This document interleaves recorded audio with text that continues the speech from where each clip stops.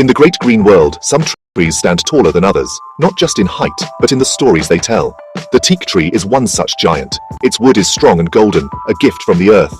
People have loved teak for a very long time. They build their homes with it. They make beautiful furniture that lasts for generations. The wood does not mind the rain or the sun. It stays strong and true. This is why teak is so special. It is a friend to the carpenter and a king in the forest. Its large leaves rustling like old secrets in the warm breeze of the south.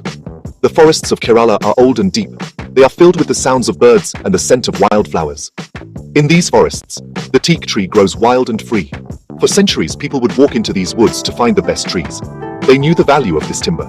It was used to build great ships that sailed across the oceans. It was carved into doors and pillars for grand houses. The teak from these forests was famous far and wide. It was a natural treasure, a part of the land itself, growing silently and patiently under the watchful eyes of the Western Ghats. But the demand for this wonderful wood grew. More and more people wanted it. The forests, which seemed endless, began to show signs of strain. The old way of simply taking from nature was becoming difficult. People began to worry. What if one day there were no more great teak trees left? What would the shipbuilders do? What would the craftsmen use? A new idea was needed. An idea that would ensure these whispering giants would continue to grow for the children of the future. A way to help nature rather than just take from it. This is where our story of the Nilambur Plantation begins. It is a story of foresight and care. It is about understanding that we must give back to the earth what we take from it. The idea was simple but powerful, to plant teak trees in an organized way.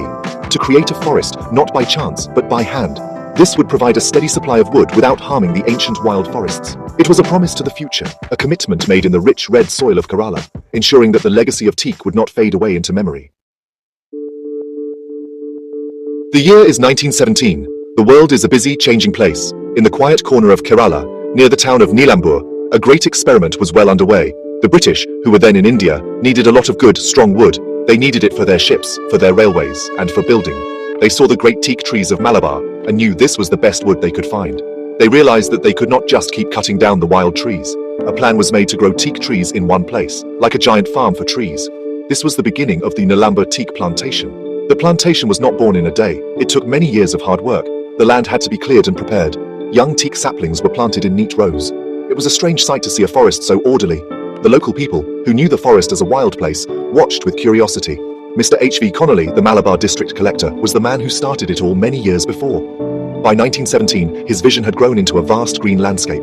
The trees he had helped plant stood tall, their leaves forming a thick canopy against the sky. The plantation became a living laboratory. People came to study how the teak trees grew. They learned which soil was best. They learned how much water the trees needed. They learned how to protect the young trees from insects and animals. All this knowledge was very important. It helped them to grow better and stronger trees. The plantation was more than just a source of wood. It was a school where humans were learning the secrets of the forest, one season at a time, under the patient gaze of the sun and the moon. Living and working on the plantation was a unique experience. The air was clean and filled with the earthy smell of teak leaves. The days were spent among the trees, listening to the birds and the gentle hum of the forest. At night, the sky was full of stars. The people who worked there became a part of the forest's rhythm. They understood the trees not just as timber, but as living beings. They saw them grow from small saplings into mighty giants. This connection to the land made the Nilambur Teak Plantation a very special place indeed.